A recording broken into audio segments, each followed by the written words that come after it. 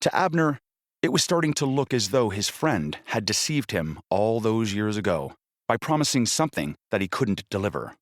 Brune hadn't actually saved him money by cutting design corners. He had merely postponed the expense. And for what? A building that was nothing like what he had promised. Abner Smith Insurance Agencies Incorporated decided it was time to sue Joseph Brune, architect.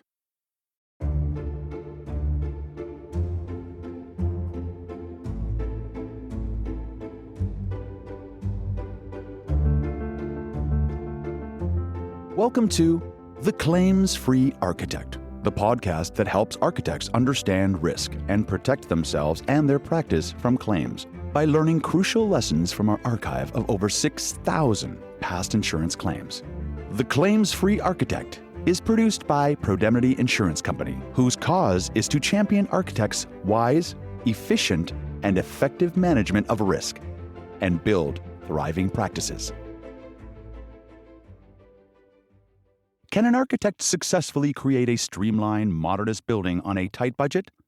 By cutting corners on materials and assemblies, or will such compromises ultimately lead to costly failures and potential legal consequences? Cutting corners has its costs. Architects should be extremely wary when asked to design a product of the highest quality on an unreasonably undersized budget, even, or especially, for friends. Attempting to achieve a high-end result with subpar materials and detailing can only lead to disappointment, costly remedies, and potential legal troubles, costing far more than the initial savings. Help your colleagues protect your firm from allegations of errors, omissions, or negligence that may arise from the practice of architecture by sharing the wisdom from our stories. All you have to do is share this episode with one or more colleagues and let them know they can subscribe to our feed in their favorite podcast app.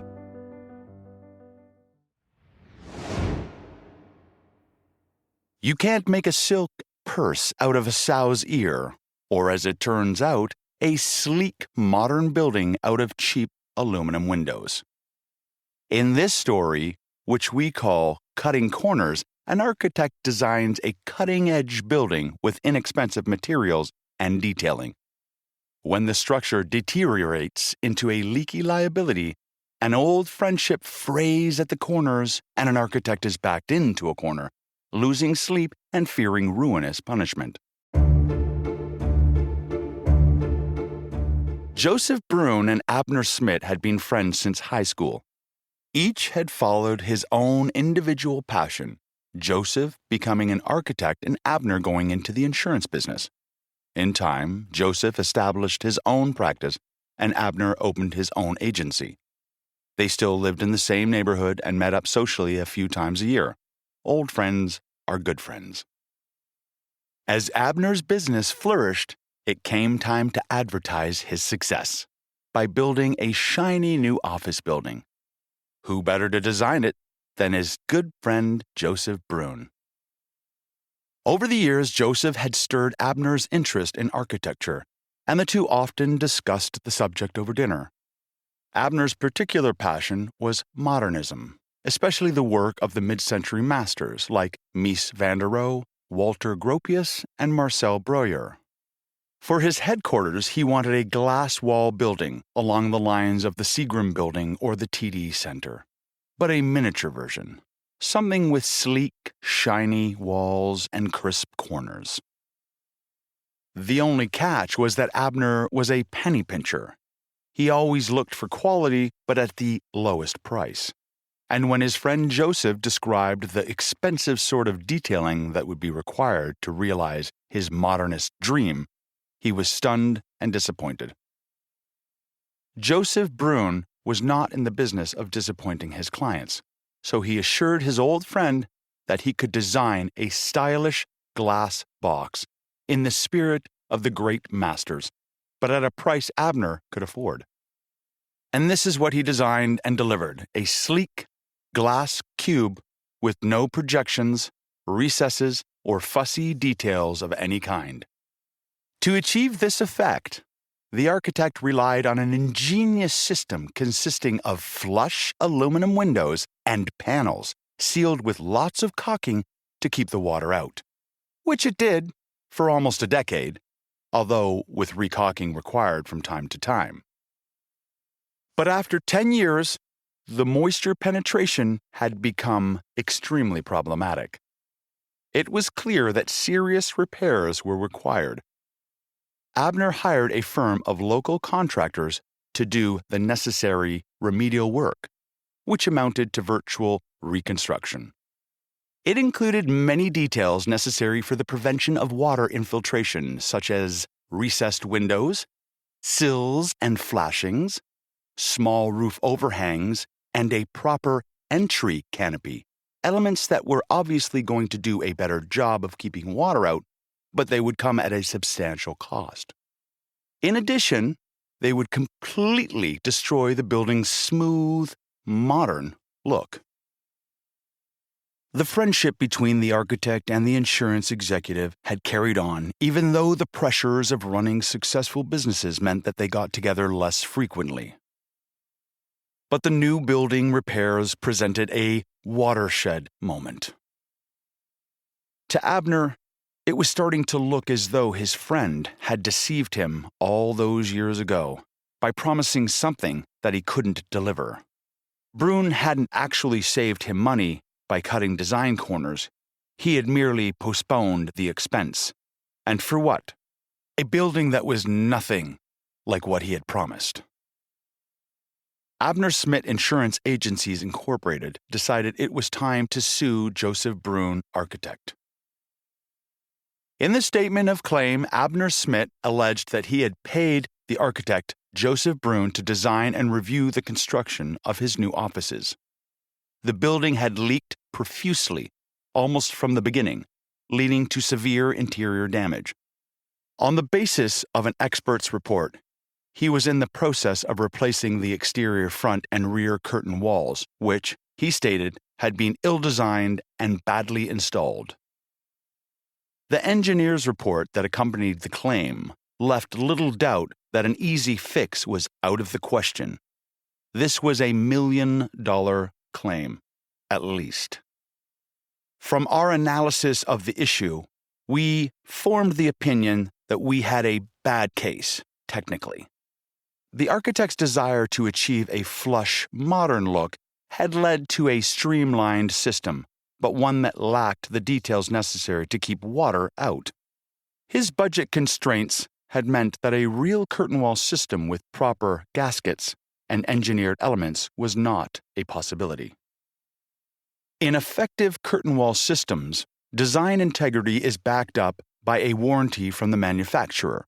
Also, they consist of laboratory-tested assemblies, either internally drained, rain screens, or face-sealed systems, with neoprene or similar gaskets, purpose-designed. Joseph Brune's system was really no system at all. It was merely anodized aluminum windows set flush in a steel stud wall, along with shiny plastic panels. A 5mm design tolerance around the windows was filled by a caulking bead as a means of preventing water penetration. But once water, whether driving rain or melting ice, made its way past the caulking, as it was bound to do, it had free access to the insulation baths within the steel stud wall.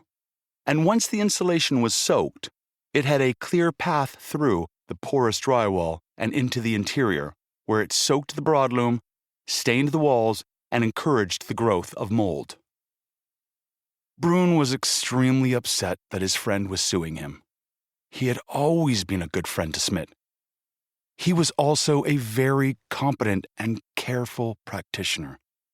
In his many years of practice, he had never had any claims. This unique lapse in judgment had only occurred because he wanted to please his longtime friend. And now that friend was suing him for an amount that would ruin him, since he had no excess insurance. He had taken to lying awake at night and dozing off during the day, and it was affecting his mental health as well. The best explanation for the ruinous leaks in the building that Brune could provide was that the caulking had been poorly done. But hadn't the architect contracted to do site reviews? And since caulking was such a critical part of his system, shouldn't he have noticed this poor workmanship and had it corrected? We were short of options. The best defense position that we could see was to minimize the damage. The plaintiff was claiming for a much more expensive replacement wall, which he should have budgeted for in the first place. That would include all necessary details to prevent leakage. But he shouldn't be allowed to benefit from this improvement at the architect's expense. In other words, his recompense should not include any betterment that the new system would provide. We considered bringing Deep Discount Aluminum Window Company, Plastic Galore Wall Systems Incorporated, and Takeoff Construction Incorporated into the action, but all of them were now out of business and untraceable. Joseph and Pro-Demnity would have to face the music alone. It was clear that a trial had to be avoided. The discoveries were a nightmare for Brune. The pressure was more than he could manage.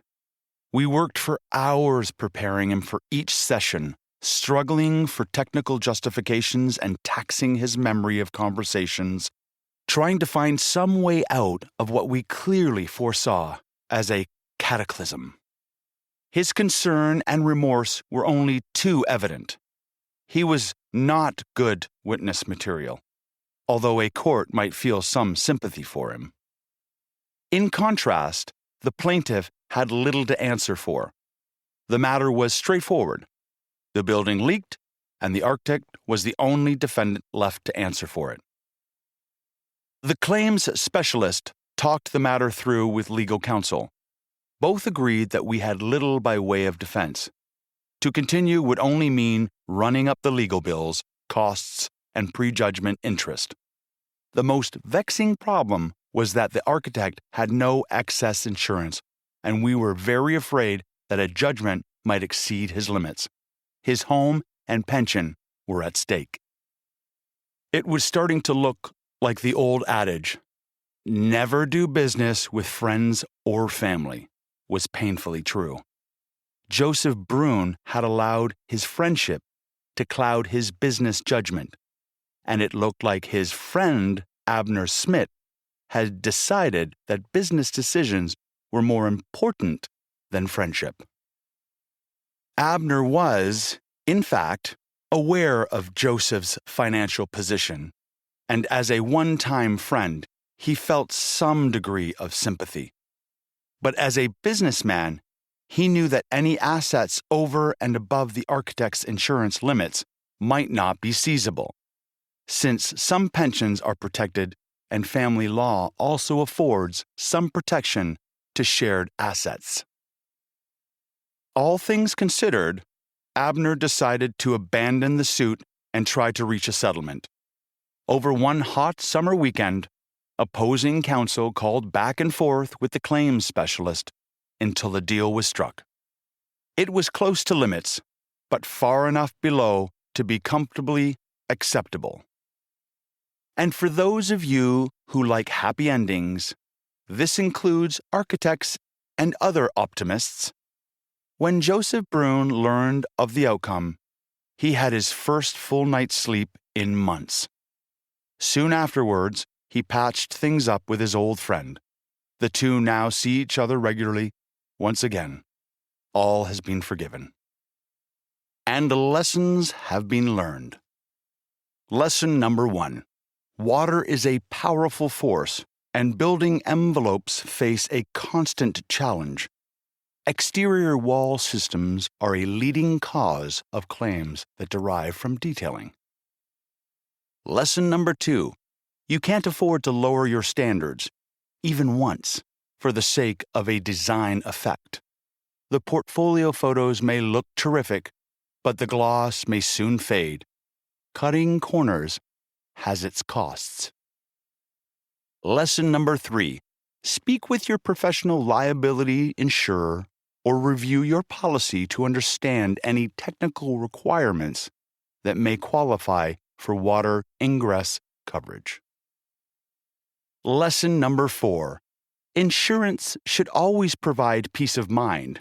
Review your professional liability insurance coverage annually to ensure you are carrying sufficient limits for your practice, aligned with your growth and plans for growth.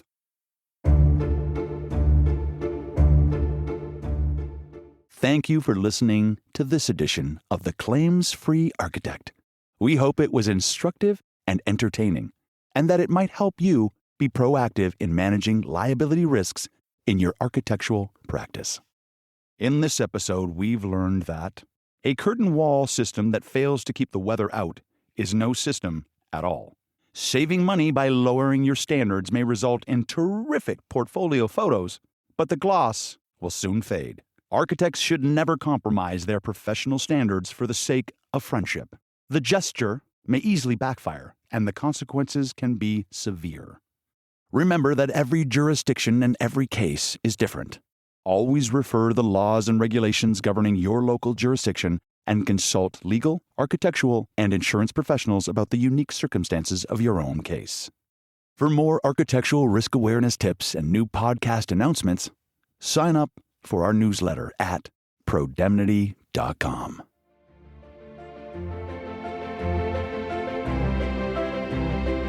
If you liked this story, follow The Claims-Free Architect in your favorite podcast app. The original Pro-Demnity stories were written by David Croft and have been adapted for audio by Gordon Grice. The stories are performed by Liam Gadsby and produced by Revelator Studio, Toronto. The publisher and executive producer of the written stories and audio episodes is Pro-Demnity Insurance Company, Toronto. For more information, including the full legal disclaimer, visit Pro-Demnity.com.